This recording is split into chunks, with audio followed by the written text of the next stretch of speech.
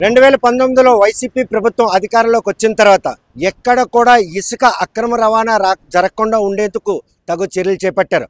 అదేవిధంగా 5 ఏళ్లుగా ఇసుకను మాత్రం జిల్లా నుండి కొల్లగొట్టుకుపోయారు.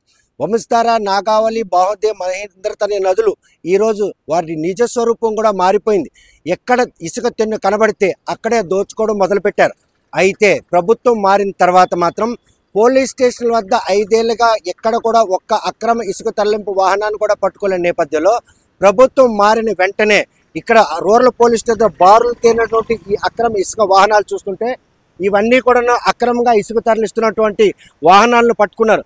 12వ తేదీన ప్రమాణ స్వీకారం జరిగిన తర్వాత ఎవరైతే అక్రమ ఇసుక దందాదారులు ఉన్నారో వారు భర్తం పట్టేందుకు మాత్రం రూరల్ పోలీసులు అందరూ కూడాను ఈరోజు నదులు బేస్ చేసుకొని అక్కడ రెక్కి నిర్వహించి ఎవరైతే అక్రమ ఇసుక రవాణా చేస్తున్నారో వారందరూ కూడా పట్టుకుని ఇలా పోలీస్ స్టేషన్ దగ్గర వాహనాలు పెట్టడంతో ఈరోజు పోలీస్ స్టేషన్ల వద్ద వాహనాలు బారులు తీరే పరిస్థితుంది.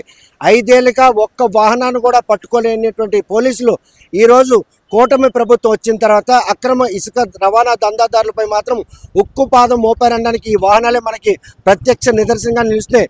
చూస్తే కనుక ప్రస్తుతం మాత్రం ఓవైపు కూటమి ప్రభుత్వం పగ్గాలు చేపట్టిన తర్వాత మంత్రులు తమ శాఖలను బాధ్యత చేపట్టించే మరోవైపు ఎమ్మెల్యేలు ఇంకా ప్రమాణ స్వీకార కార్యక్రమంలో తలమునకలై ఉన్నారు.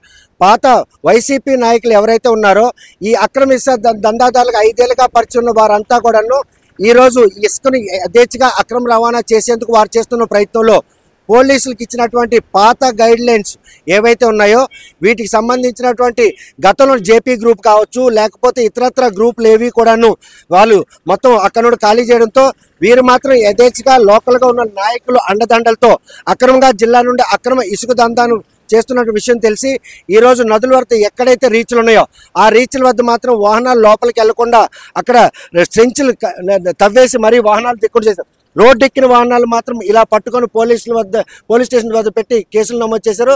5 ఏళ్ళుగా ఒక్క అక్రమ రవాణా వాహనాన్ని కూడా పట్టుకుని పోలీసులు మాత్రం ప్రభుత్వం మారిన వెంటనే ఎవరైతే అక్రమ ఇసుక దందాకు పాల్పడుతున్నారో వారు భర్తం పట్టేందుకు వారు రంగంలో దిగారనడానికి రూరల్ పోలీస్ స్టేషన్ బారులు తీరినటువంటి ఈ అక్రమ ఇసుక లారీలే నిదర్శనం చెప్పుకో. హైవే పొడుగునా కూడా ఉన్న పోలీస్ స్టేషన్ వద్ద ఇదే విధంగా వాహనాలన్నీ కూడాను బారులు తీరున్నాయి. జాతీయ రహదారి పక్కన ఉన్న అప్రోచ్ రోడ్లో ఇలా బారులు తీరినట్టు అక్రమ ఇసుక దందాదారులు భర్తం పట్టడంతోనే ఇటువంటి పెద్ద మొత్తంలో వాహనాలు ఈరోజు పట్టుబడ్డాయని చెప్పుకోవచ్చు. ఇసుక పాలసీ ఏదైతే సూపర్ 6లో భాగంగా కూటమి ప్రభుత్వం ఇచ్చినటువంటి ఇసుక పాలసీ ఉచిత ఇసుకను అందజేస్తామన్నారు. ఇంకా పాలసీ అమలు కాకముందే దొరికిన కడక దోచుకునేందుకు వీరు చేసినటువంటి ప్రయత్నంలో భాగమే ఈరోజు ఈ అక్రమ ఇసుక దందాదారులు భర్తం పట్టారు. పోలీసులు అనడంలో ఎటువంటి అతిశక్తి లేదు. ఈ అక్రమ ఇసుక దందాదారులు 5 ఏళ్ళుగా వారి ఆకృత్యాలుగా అవధులు లేకపోవడంతో జిల్లాలో ఇసుక భవన నిర్మాణదారులకు మాత్రం అందం దాక్షిగా మిగిలినటువంటి ఆ ఇసుక వీరికి మాత్రం కాసులు వర్షం కురిపించింది.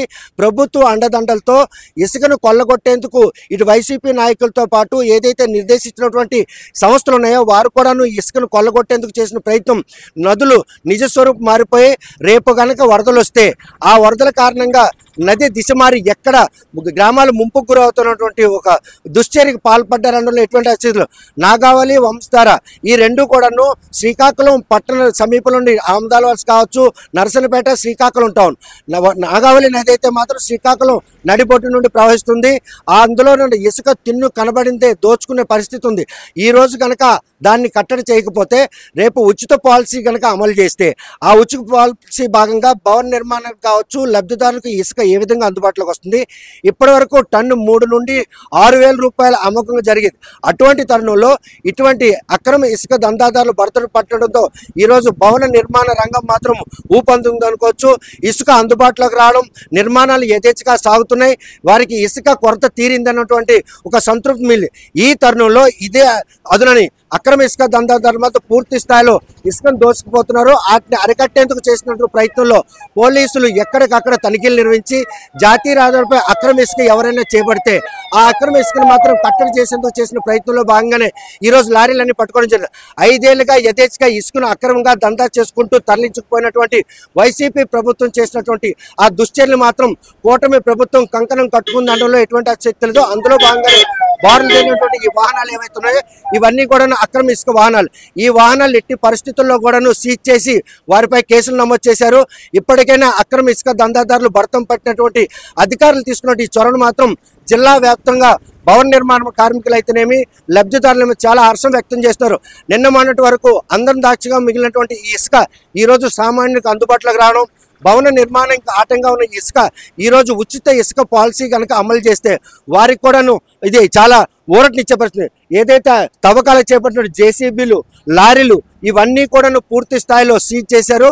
ప్రస్తుతం జిల్లాలో ఎక్కడ కూడాను అక్రమ ఇసుక జరగకుండా ఉండేందుకు జిల్లా యంత్రాంగం తీసుకున్నటువంటి ఈ చర్యలు మాత్రం ప్రతి ఒక్కరూ హర్షిస్తున్నారు.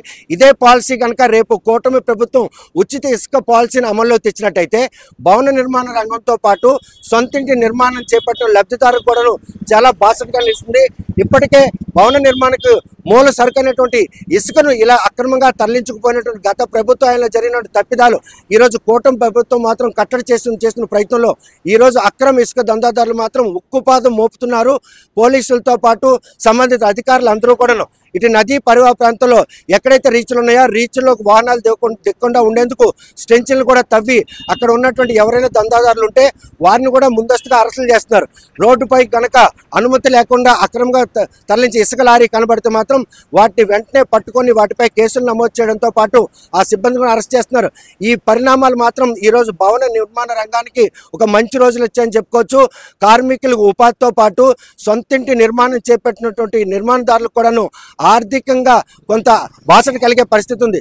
కూటమి ప్రభుత్వం రావడంతో ముఖ్యంగా అక్రమ ఇసుక దందాదారులపై ఇలా ఉక్కుపాదం మోపడానికి మాత్రం జిల్లా వాసులందరూ కూడా హర్షిస్తున్నారు. మరి ఉచిత ఇసుక పాలసీ ఏ విధంగా రాబోతుంది, రేపు అందం దాక్షగా మిగిలినటువంటి ఈ ఇసుక ఏ విధంగా అందుబాటులోకి వస్తుందనే విషయం వేచి చూడాల్సిందే.